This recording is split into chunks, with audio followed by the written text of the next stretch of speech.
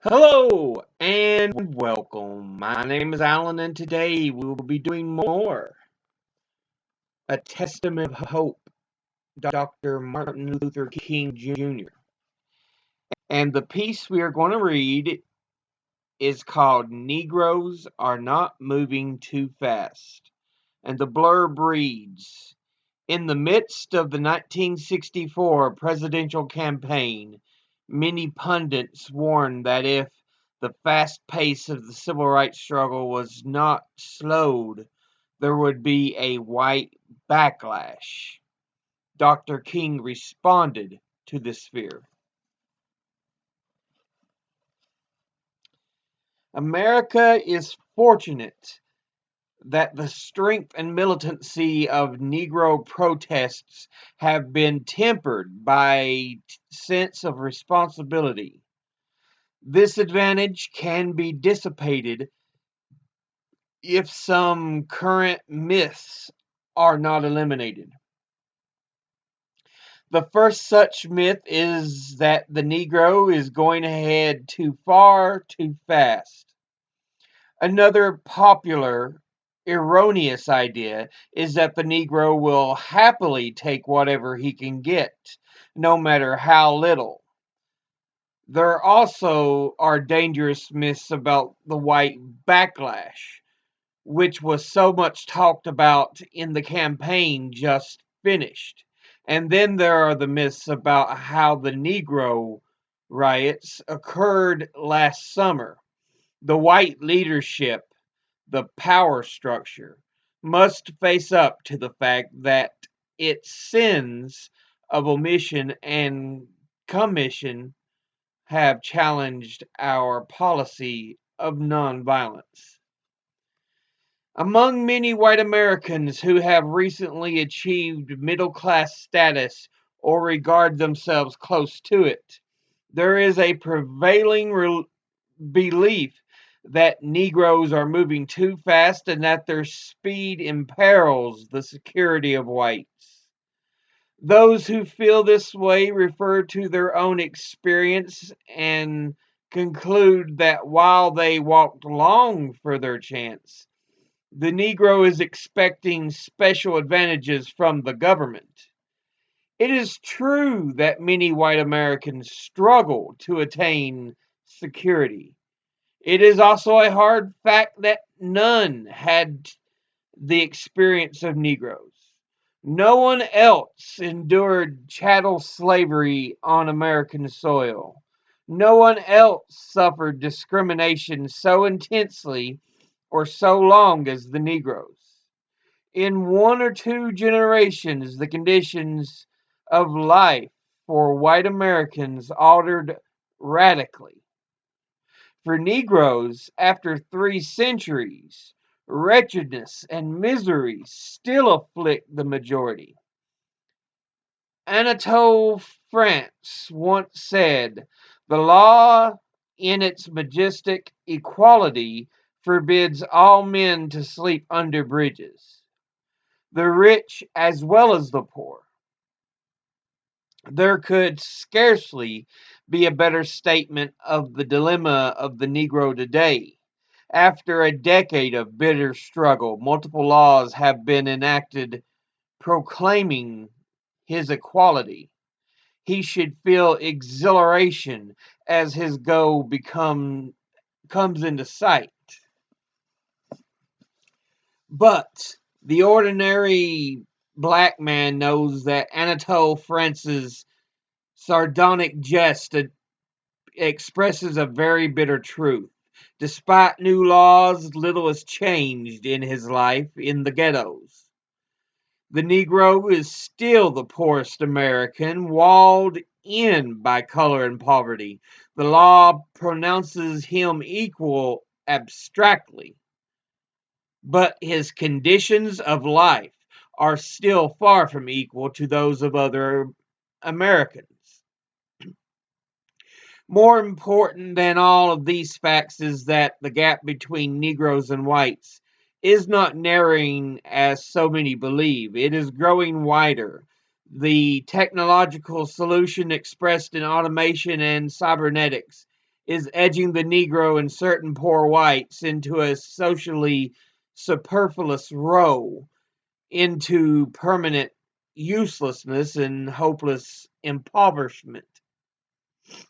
In 1964, the nation's production has hit historic heights, yet U.S. government statistics reveal that the unemployment rate of Negro youth averages 33%.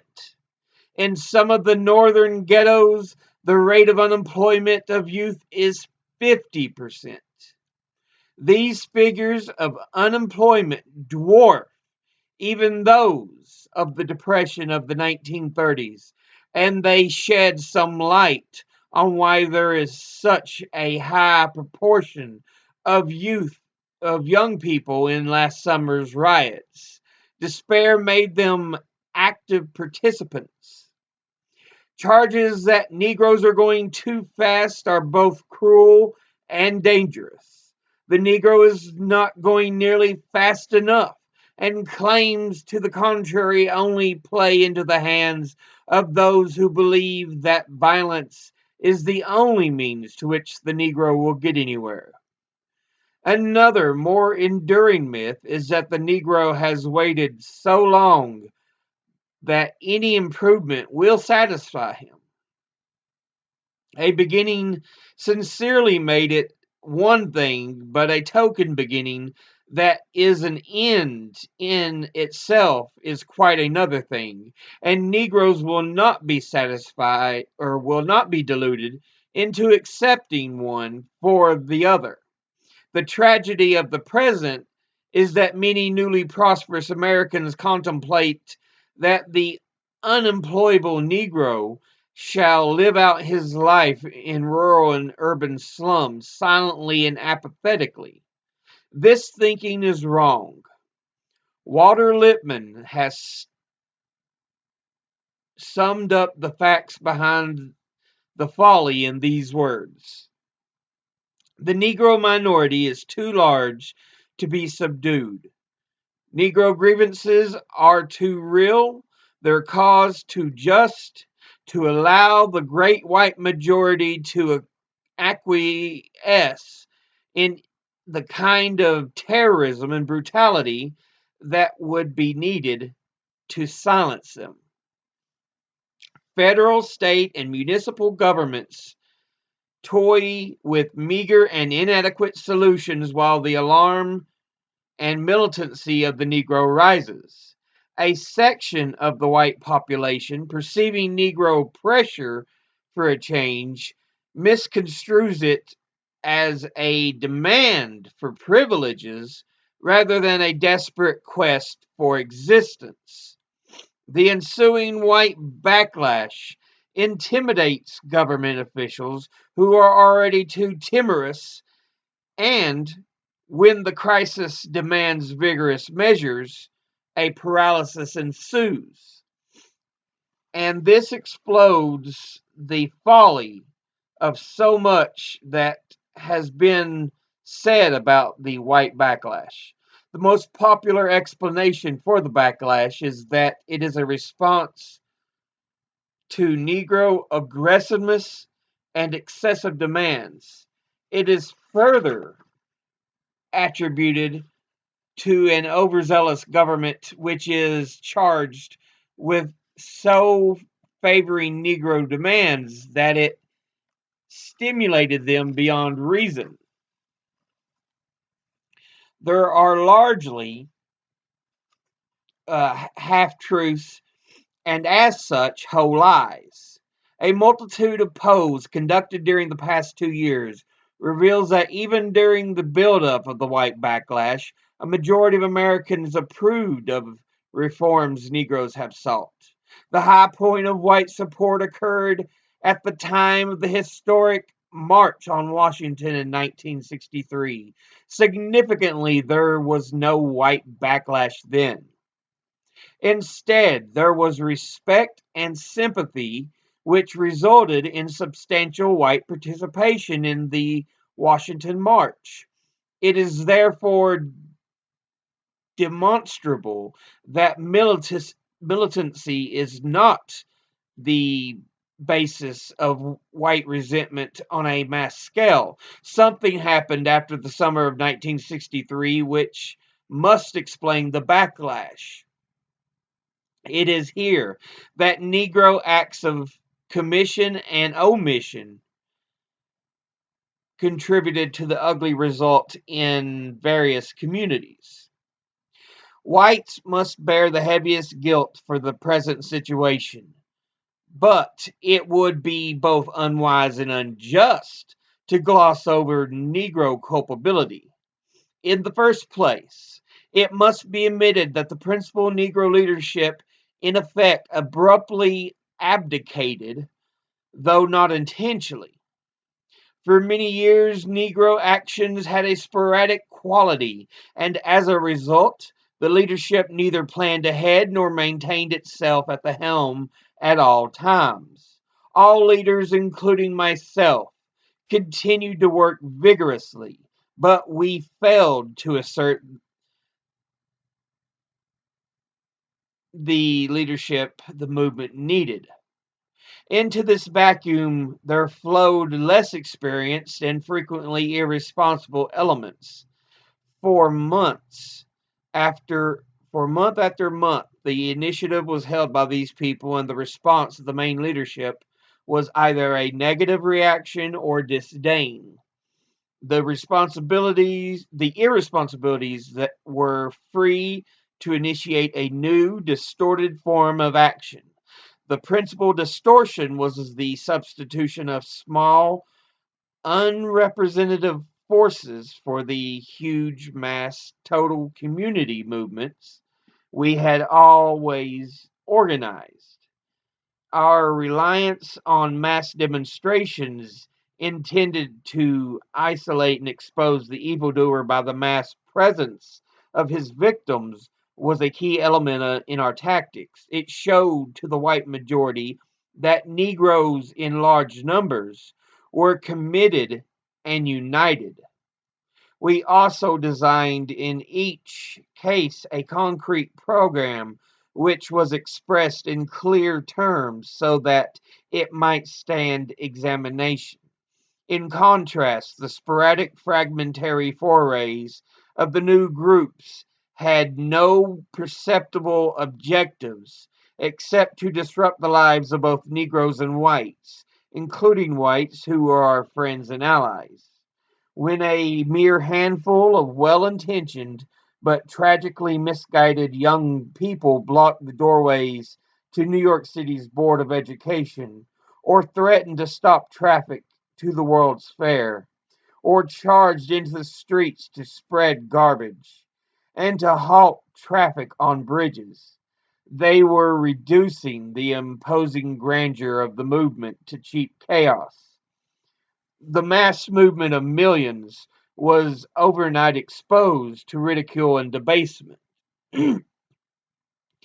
On reflection, it was insufficient at the time for the principal leadership merely to withhold support of such conduct and perversion of our aims and methods. We were under a duty to attack it boldly and vigorously. Action is not in itself a virtue. Its goals and its forms determine its value. In a period of turbulence, mistakes which under other circumstances might have been contained are frequently made worse by unexpected developments. This occurred when some elements who had never been a part of the civil rights movement erupted in violence in the subways and on the streets in New York and other cities. The headlines of the sensation seeking press enlarged essentially small events to the level of catastrophes. These exaggerations obscured the fact that crime lives in the heart of all large cities. The irritating deeds and certain irresponsibility civil rights forces, and the senseless violence in which the perpetrators were Negroes, merged in the minds of many people. For a large section of the population, Negroes became a menace. The physical safety of people who must use the streets and subways is closer to them than the abstract questions of justice for a minority, however appalling its grievances. Civil rights leaders cannot control crime. They cannot control the demonstrations they initiate.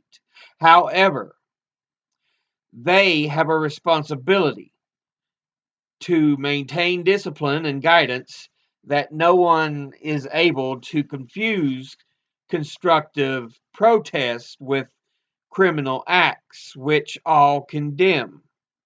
The ghetto has hidden many things from whites, and not the least of these is the rampant racketeering that has a sanctuary in the slums and corrupts the ghetto's already miserable life. The mayors of troubled cities who look only into Negro excesses for the causes of unrest would do well to look critically into their own law enforcement agencies. In 1963, at the time of the Washington March, a whole nation talked of Negro freedom, and the Negro began to believe in its reality. Then shattered dreams and the persistence of grinding poverty drove a small but desperate group of Negroes into the swamp of senseless violence. Riots solved nothing, and they stunned the nation. One of the questions they evoked was doubt about the Negro's attachment to the doctrine of nonviolence. Ironically, many important civic leaders began to lecture Negroes to adhere to nonviolence. It is important to recall that Negroes created the theory of nonviolence as it applies to American conditions. For years, they fought within their own ranks to achieve its acceptance. They had to overcome the accusation that nonviolence counseled love for murderers. Only after dozens of Birminghams, large and small, was it acknowledged that it took more courage to employ nonviolence, direct action, than impetuous force. Yet a distorted understanding of nonviolence began to emerge among white leaders. They failed to perceive that nonviolence can exist only in a context of justice. When the white power structure calls upon the Negro to reject violence but does not impose upon itself the task of creating unnecessary social change or creating necessary social change, it is in fact task asking for the submission to injustice. Nothing in the theory of nonviolence counsels this suicidal course. The simple fact is that there cannot be nonviolence and tranquility without significant reforms of the evils that endangered the peace in the first place. It is the effort of the power structure to benefit from nonviolence without yielding meaningful change that is responsible for the rise of elements who would discredit it. In the dilemma impossible is the dilemma impossible for resolution? The best course for the Negro happens to be the best course for whites, as well as the nation as a whole. There must be a grand alliance of Negro and white. This alliance must consist of vast majorities of each group. It must have the objective of eradicating social evils which oppress both white and Negro. The unemployment, which affects one third of Negro youth, also affects over 12.5% of white youth. It is not only more moral for both races to work together, but more logical. One argument against a grand alliance holds that a shortage of jobs creates a natural climate of competition which tends to divide, not unify. If those who need jobs regard them as bones thrown to the hungry animals, a destructive competition would seem inevitable. However, Negroes certainly do not want, or would they find the path to freedom by taking jobs from the white man. Instead, they want the white man to collaborate with them in making new jobs. This is the key point. Our economy, our resources are well able to provide full employment. It has also been argued that white alliances for economic advancement can be achieved. Several subjective questions, such as housing and schools, will be more stubborn.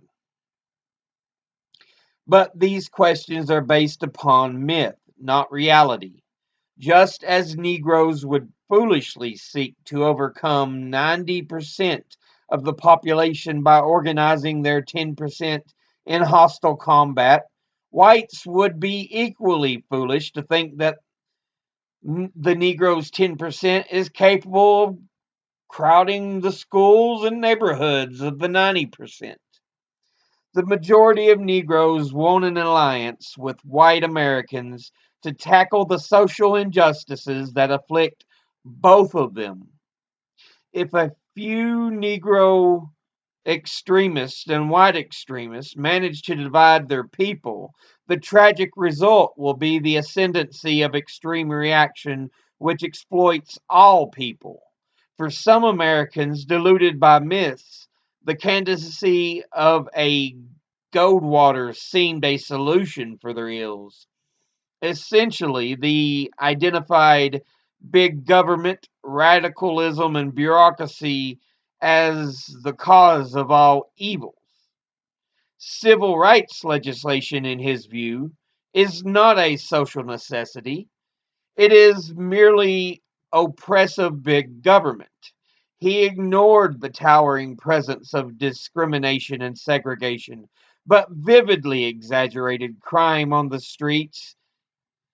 The poverty of the Negroes, he implied, is due to the want of ambition and industry.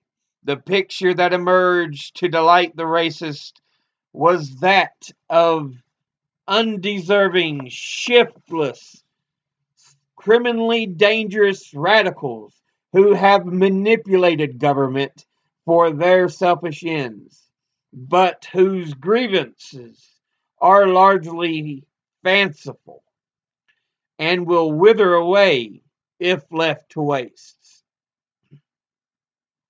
or if left to the states. Our nation has absorbed many minorities from all nations of the world.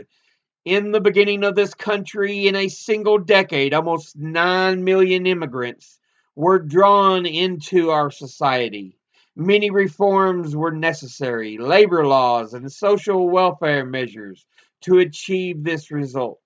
We accomplished these changes in the past because there was a will to do it, and because the nation became greater and stronger in the process.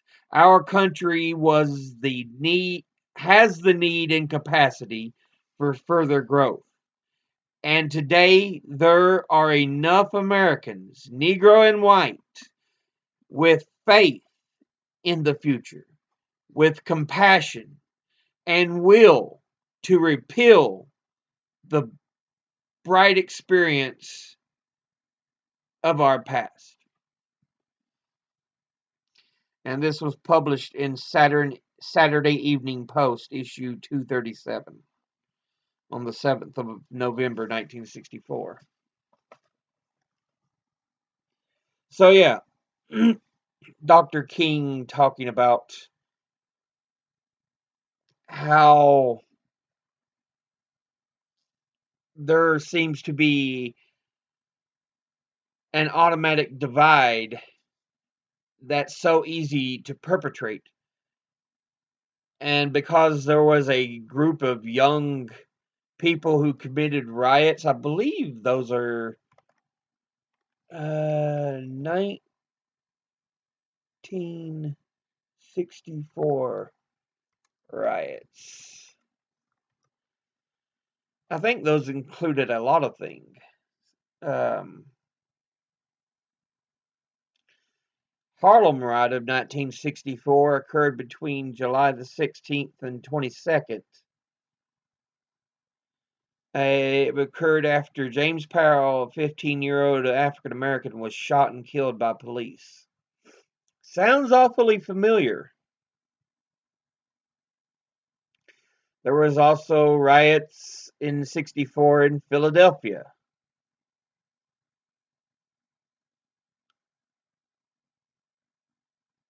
When was the Watts riots?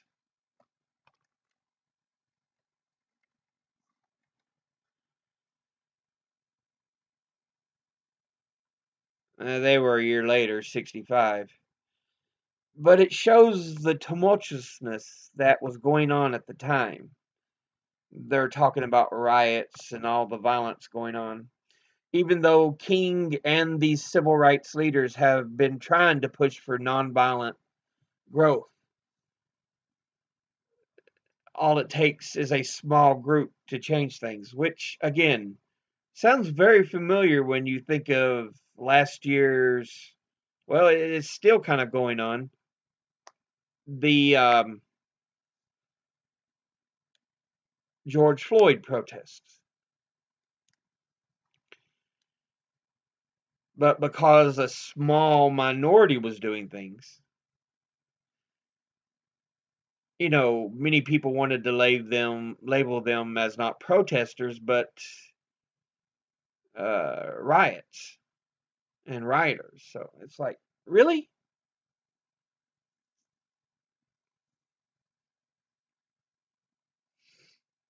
But yeah, Dr. King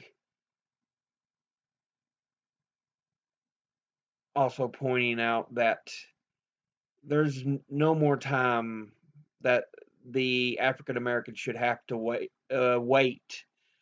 for true equality in the U.S. So.